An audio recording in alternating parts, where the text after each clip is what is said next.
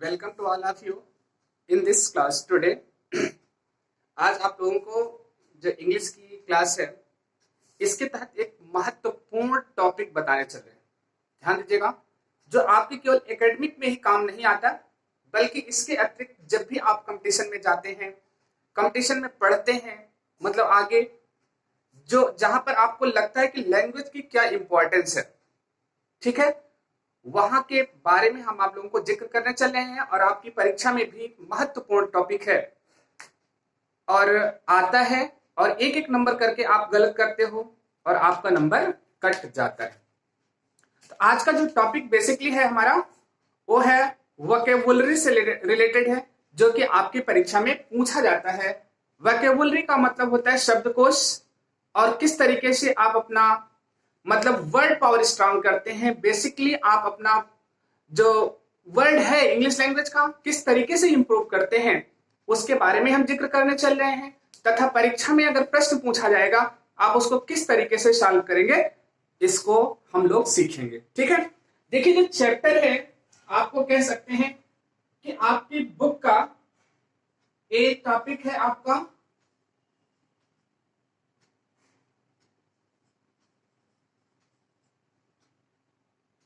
Vocabulary. इसमें देखिए कई चीजें आती हैं, जैसे स्पेलिंग करेक्शन हो गया, सिनोनिम्स हो गया, एंटोनिम्स हो गया, वन वर्ड सब्स्टिट्यूशन हो गया, इडियम फ्रेजेस हो गया। तो इसमें कई चीजें हैं जिस पर कि आप लोगों को आज जिक्र करना है और हमको मतलब हम लोगों को सीखना भी है। इसमें देखिए जो आपके एग्जाम में पूछा जाता है, इसको ध्यान में रखिए क्या क्या चीजें पूछी जाती है। बीच बीच में इससे रिलेटेड वीडियोस आपको भेजे जाएंगे, इसको आपको ध्यान में रखना है। जिसमें आपका आता है सिनोनिम्स,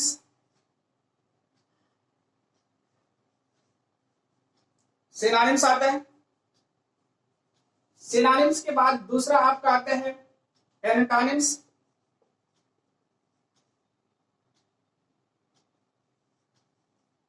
एंटोनिम्स इसके बाद यहां पर एंटोनिम्स के साथ ही आता है आपका तीसरा जो पार्ट है, इसको दो सेक्शन में डिवाइड किया गया। एक होमोफोन्स है आपका,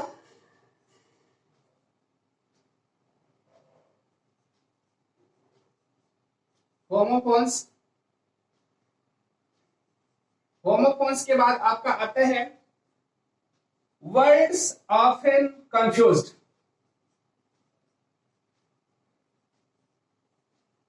ऑफन कंफ्यूज्ड आपका ये तीसरा टॉपिक हो गया, वन ऑफन कंफ्यूज्ड। इसके बाद आता है substitute word, substitute one word.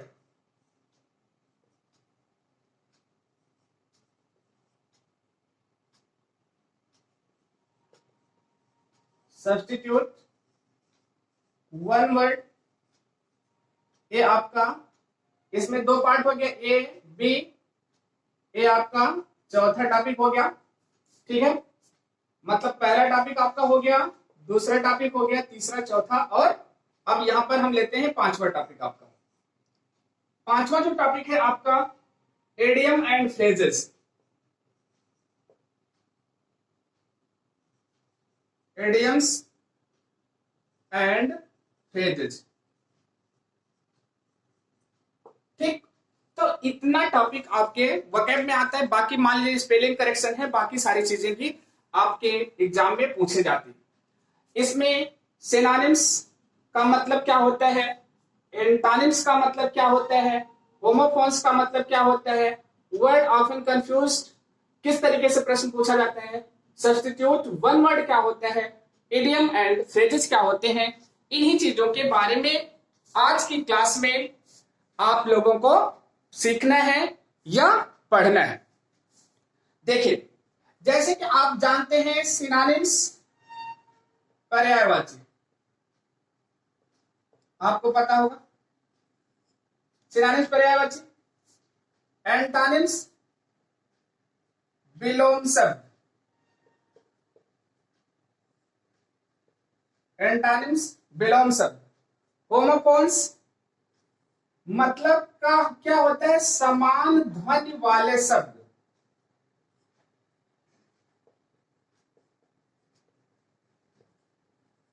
ठीक है, मतलब ऐसे वर्ड जो स्पेलिंग और मीनिंग में डिफर होते हैं बट उनका जो प्रोनाउंसिएशन होता है वो सेम होता है, उन्हें हम होमोफोन्स कहते हैं।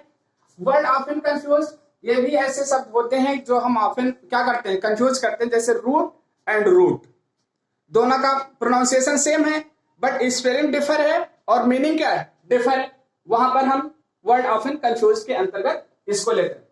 वन वर्ड सब्स्टिट्यूशन का मतलब होता है अनेकार्थ शब्दों के एक शब्द, अनेकार्थ शब्दों के एक शब्द। ठीक, अब देखिए क्या इनको हम पढ़ा करके क्लास में आपको सिखा सकते हैं या आप अपने से तैयार कर सकते हैं या और कोई तरीका अपनाया जाए जिस माध्यम से हम इसको सीख सके, हम तैयार कर सकें। क्योंकि कोई भी आप एग्जाम देंगे, अगर 25 प्रश्न आता है टोटल इंग्लिश में तो हर टॉपिक से एक एक दो दो प्रश्न जरूर रहेगा। हम कहते हैं एक ही सिनोनिम आएगा, एक एंटोनिम आएगा, एक होमोफोन्स आएगा, वन वर्ड सब्स्टिट्यूशन एक आएगा, इडियम फ्रेजेस एक आएगा, 5 हो गया। 5 का मतलब क्या हो गया आपका, 25 में से 5। ठीक है, मतलब कह सकते हैं कि 1/20 मतलब 20% भाग किसका हो गया, वर्ड पावर का।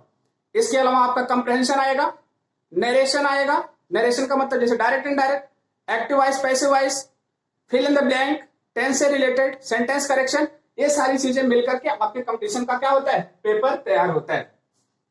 लेकिन मान लीजिए आपके परीक्षा में पूछा जाता है, हम स्टार्ट करते हैं कहां से, सिनोनिम से।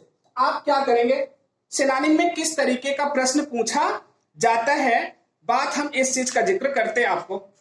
चलिए हम कुछ वर्ड लेते हैं, मान लीजिए उसको दे दिया आपकी परीक्षा में और पूछा कि right the synonym of the given word. क्या पूछा, right the synonyms of the given word. देखिए हम पहला लेते हैं, सिनोनिम्स आपका टॉपिक है, मतलब पर्यायवाची। इस सेक्शन में क्वेश्चन क्या पूछेगा इसको समझ लीजिएगा, right the synonyms of the given word, मतलब दिए गए शब्द की सिनोनिम्स आपको लिखना है। अब मान लीजिए हमने एक वर्ड यहां पर लिया और वह वर्ड है आपका एबंडन।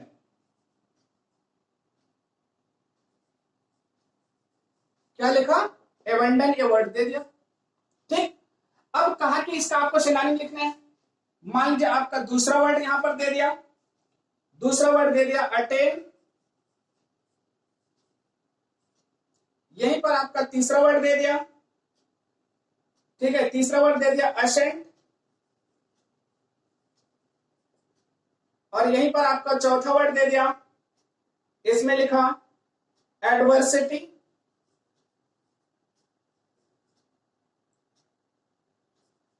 क्या दे दिया, एडवर्सिटी। अब आप मान लीजिए सबका आपको क्या लिखना है, सिनोनिम्स लिखना है। तो सिनोनिम्स वैसे कम से कम मान लीजिए 2 वर्ड्स आपको लिखना रहता है। अगर एक वर्ड भी लिख देते हैं तब भी मान लीजिए एग्जामिनर चल जाता है कि मतलब आपने क्या लिखा है, सिनोनिम्स लिख दिया है, right the synonyms of the given word. अब एबंडन लिखा, आपने एबंडन डाल दिया आंसर अपना डाल करके, और एबंडन के बाद लिख दिया।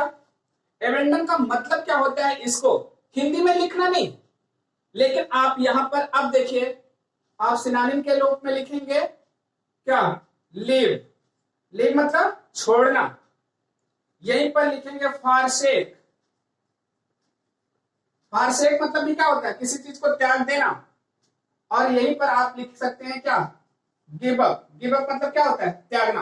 अब एवेंडन की स्पेलिंग आपको पता होगी, एवेंडन मतलब लीव, फॉरसेक और गिव अप। आप कोई सेंटेंस बना सकते हैं, ठीक है, जैसे कहा गया वी शुड एवेंडन क्या, स्मोकिंग, मतलब हमें धूम्रपान क्या कर देना चाहिए, त्याग देना चाहिए।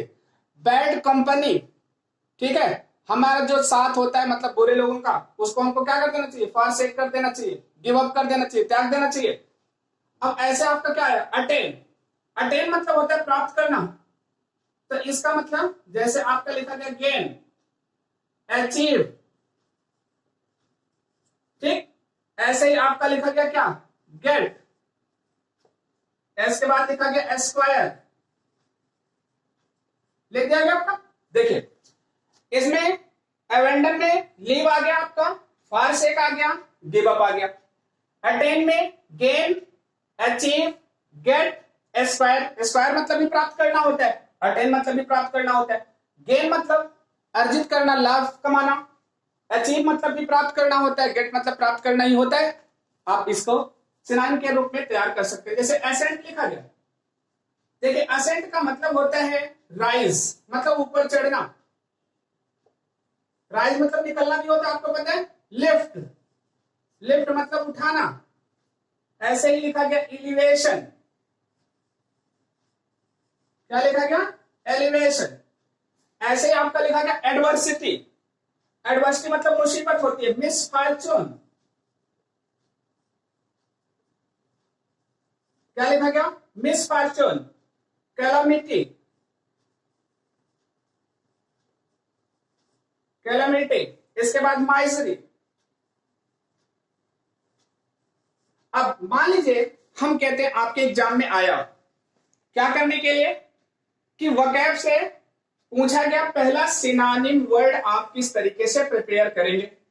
ठीक, अब सिनोनिम के लिए आपने तैयार कर लिया कि हमको सिनोनिम तैयार करना है। एक हम पर्पस बना लिए कि हम अपने एग्जाम के लिए प्रिपरेशन कर रहे हैं, हमको आज से पर्यायवाची शब्द लर्न करना है। तो आप क्या करते हैं, 4-4, 5-5 अपने वर्ड तैयार करते हैं। एक छोटा छोटा कागज ऐसे बना लेंगे, उनमें 5 वर्ड का क्रम से बना लेंगे, 5 आगे 5 पीछे, फिर ऐसे 5 आगे 5 पीछे।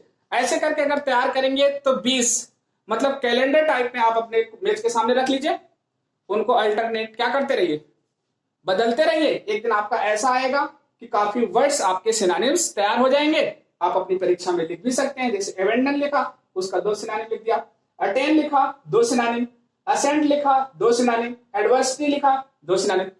अब परीक्षा में कैसे पूछा जाता है, मान लीजिए कंपटीशन में पूछा गया, एक तो ये पूछा जाता है कि यह एबेंडन वर्ड की सुटेबल पर्यायवाची लिखिए, तो इसमें से कोई एक दे देगा, 3 डिफर दे देगा। ठीक, और एक आता है कि इनमें से कौन सा एबेंडन की पर्यायवाची नहीं है, तो ये 3 तो लिखा रहेगा, एक लेकिन चौथा दे दिया क्या, गेन। तो वो गेन वाला आंसर ही हमारा क्या होगा, सही होगा, क्योंकि वह एबेंडन की पर्यायवाची नहीं। ठीक, तो अब हमने इसमें ये देखा कि सिनोनिम्स परीक्षा में कैसे पूछा जाएगा, उससे रिलेटेड आंसर हम कैसे लिखेंगे। तो एक सिनोनिम का कम से कम 2 वर्ड सिनोनिम आपको लिखना होगा, दोनों आप इस रूप में लिख सकते हैं। परीक्षा में इस वर्ड से जैसे आपका 4 विकल्प दिया, पूछा कि कौन सा सिनोनिम है, एक उठा के दे देगा, अथवा पूछा कि कौन सा सिनोनिम नहीं है, तो उसमें से ये 3 दे देगा, एक अतिरिक्त और दे देगा, चौथा। और आपको मतलब जो आपका टॉपिक है वो क्या हो जाएगा, तैयार तो हो जाएगा। अगर आप तैयार कर लेंगे, आप अपना कंपटीशन भी अच्छी तरीके से क्या कर सकते हैं, बीट कर सकते हैं। ठीक है, तो आपने इस वीडियो में हम आपको सिनोनिम बताया कि सिनोनिम का उत्तर कैसे लिखते हैं, इससे रिलेटेड प्रश्न कैसे पूछा जाता है। ठीक, अगली वीडियो में जस्ट हम बताने वाले हैं आप लोगों को एंटोनिम्स वर्ड कैसे हम तैयार करते हैं। तो इसको हम नेक्स्ट वीडियो में आप लोगों को बताते हैं, हमको एंटोनिम वर्ड लिखना कैसे है, कैसे तैयार करना।